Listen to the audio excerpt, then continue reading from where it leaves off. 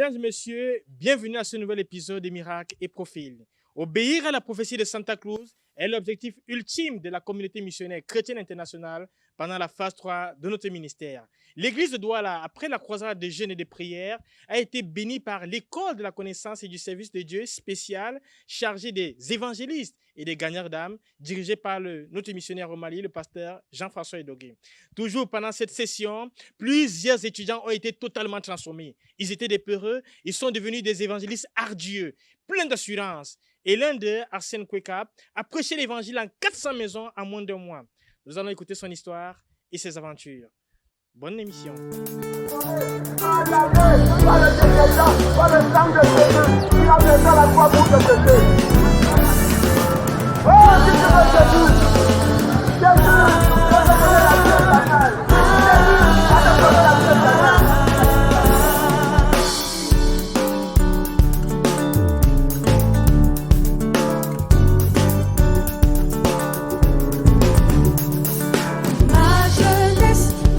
Toujours éternel, ma richesse n'est pas dans les biens matériels. Mon succès, ce n'est pas d'être intellectuel, car ma fortune, je l'ai découverte en Jésus. Ma jeunesse, je l'ai dédiée à l'éternel. Sur la terre, Je m'appelle Arsène Kweka. J'ai donné ma vie à Christ le 29 mars 2015. Ma vie a été révolutionnée par l'école des gagnants d'âmes. En fait, avant cette école-là, j'étais poussé à sortir évangéliser, mais avec la crise sanitaire, je trouvais ça impossible, difficile. C'est vrai que nous sommes sortis quelques fois évangéliser, mais ce n'était pas du tout ça. Quand l'école est venue, pendant que le frère Jean-François Edogué était en train d'enseigner, et nous nous sommes juste sentis, je me suis senti comme une personne qui n'avait pas pardonné. Ça a exposé mon cœur par rapport au manque de pardon. J'ai pris la décision de pardonner tout cela qui m'avait offensé. J'ai été boosté, j'ai été comme réveillé, et ça m'a totalement transformé.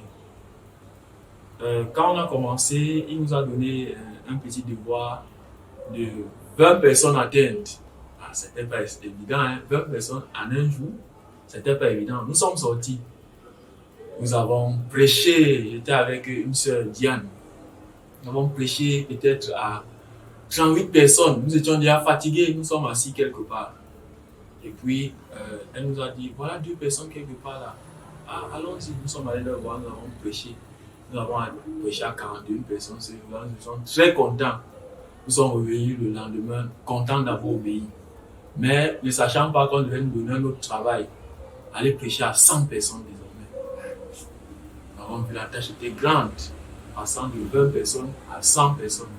Mais nous ne sommes pas découragés, nous travaillons en équipe. Nous sommes lancés, nous avons prêché. Malheureusement, nous n'avons pas prêché à 200 personnes. Nous avons prêché à 100 personnes à 2. Disons, ça fait 50 personnes, 50 personnes atteintes par l'évangile pour nous 2, chacun.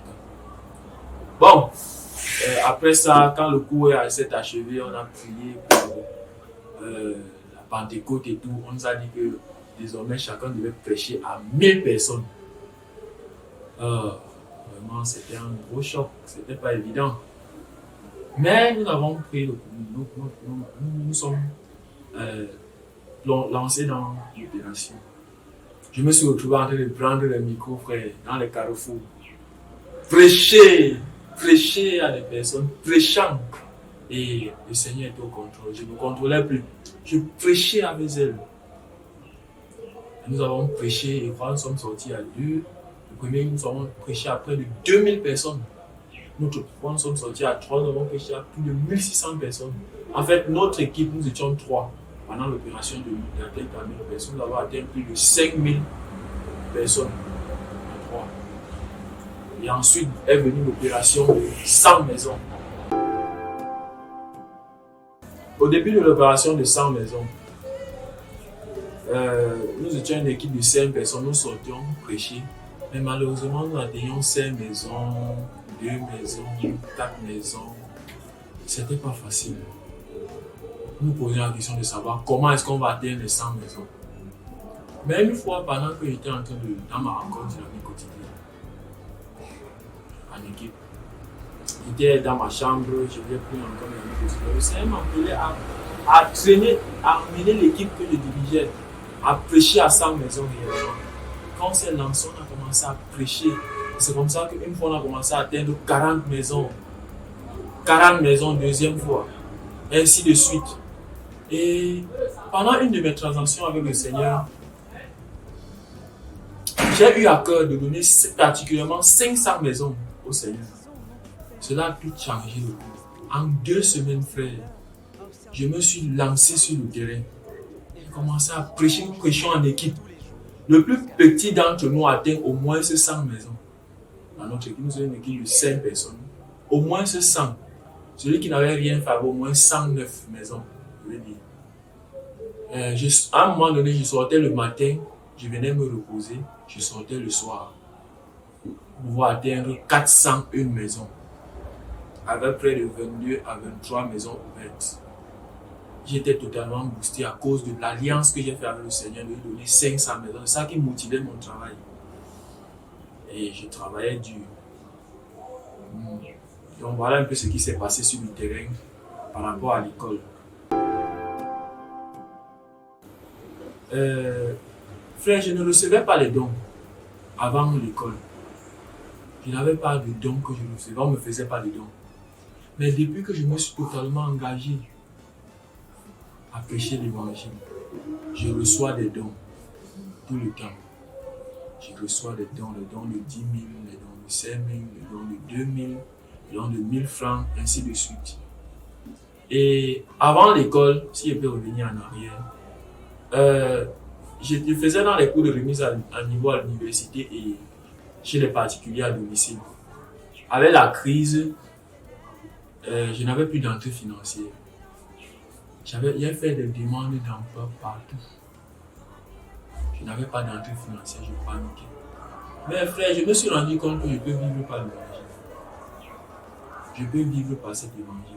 Quand j'ai commencé à prêcher l'évangile, le Seigneur a commencé à prendre fidèlement soin de moi. Ça fait 4 mois que je n'ai pas d'entrée financière, mais le Seigneur prend fidèlement soin de moi en me pourvoyant de quoi manger pour le temps, en me donnant, en pourvoyant mes besoins de façon globale. Je suis reconnaissant au Seigneur pour l'école.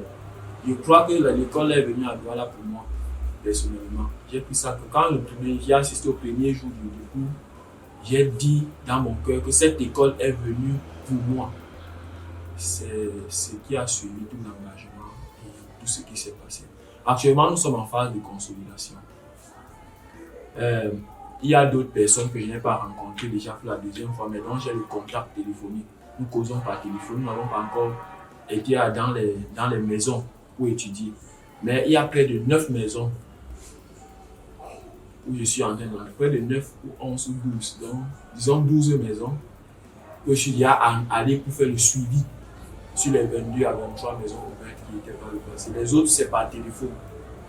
On n'a pas encore trouvé des moments disponibles pour faire les études bibliques. Mais le suivi, j'ai envoyé les livres L'amour et le pardon de Dieu à certaines personnes qui lisent de façon électronique par WhatsApp et qui me font les comptes rendus et on a des discussions par téléphone. Il y a certains même qui sont déjà venus à l'assemblée où je suis.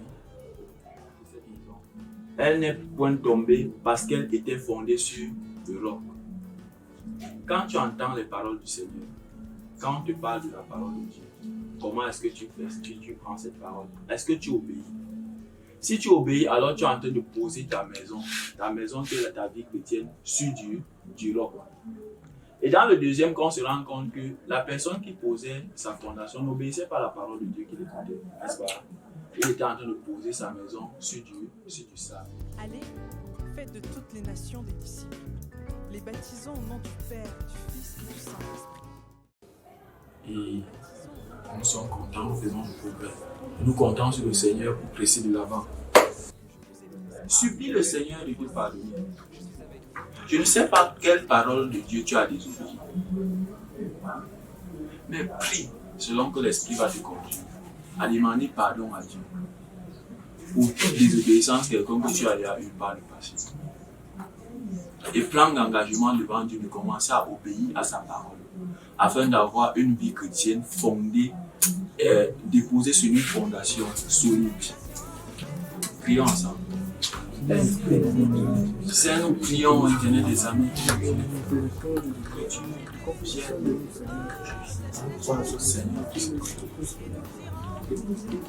nous prions notre Dieu, prie Seigneur.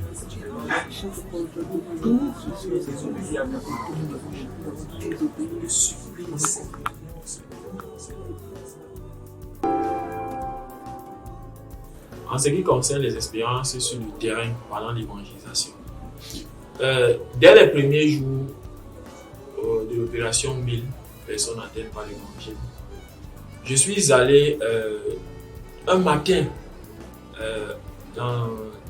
aux endroits où les gens attendent le taxi pour aller au travail, particulièrement en Dokoti, où les gens attendent le bus de Sokatur qui les amène à Bonabiri, à Bonanjo, ainsi de suite, pour qu'ils travaillent. Je suis arrivé, frère, je tremblais.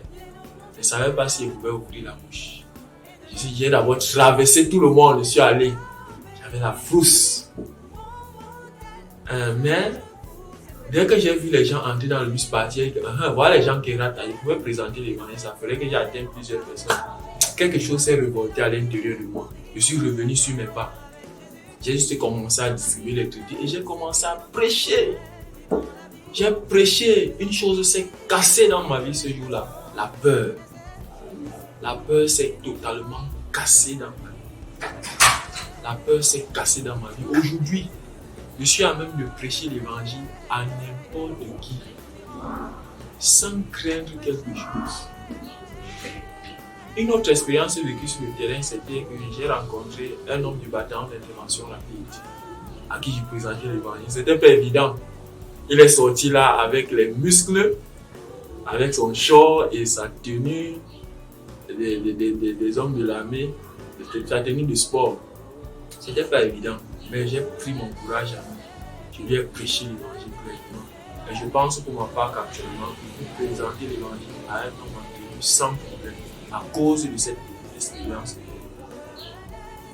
Et aussi, pendant l'opération dans les maisons, j'ai été insulté. On a failli battre sur moi.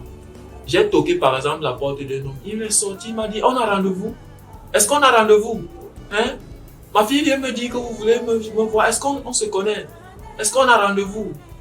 Frère, je ne savais pas quoi dire. Il a dit qu'il voulait juste vous rencontrer pour vous parler du Seigneur. Il a commencé à gronder sur moi.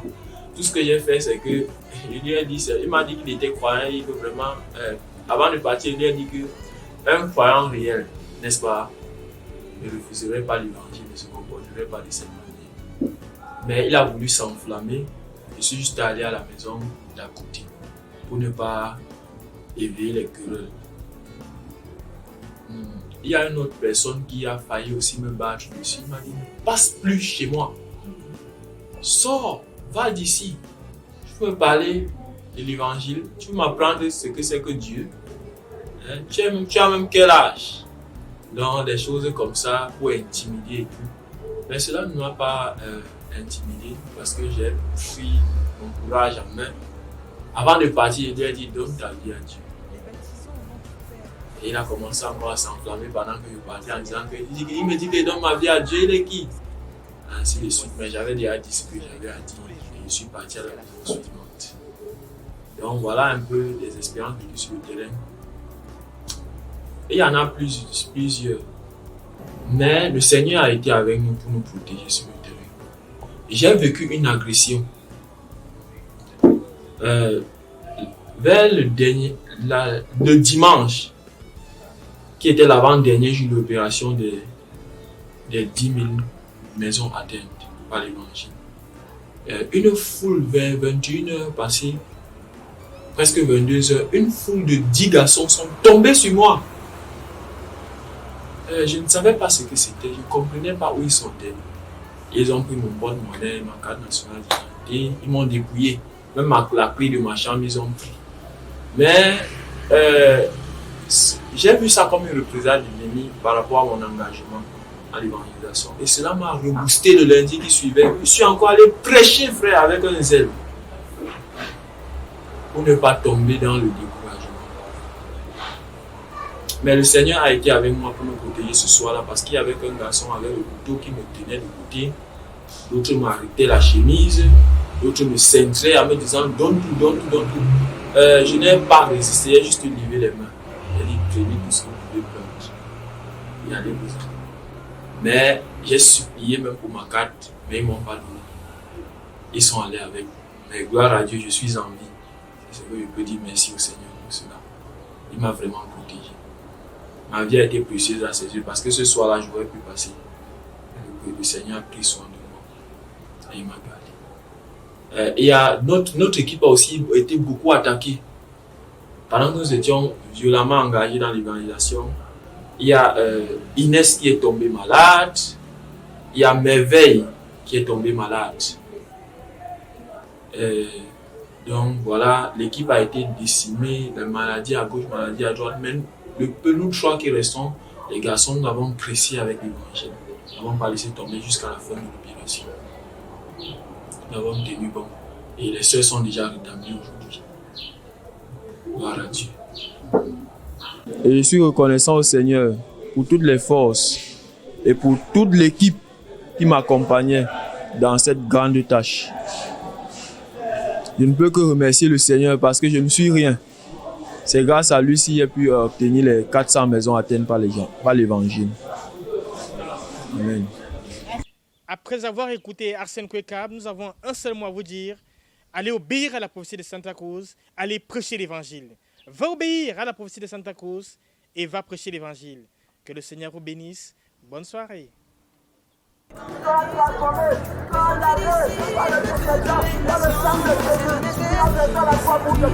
nous irons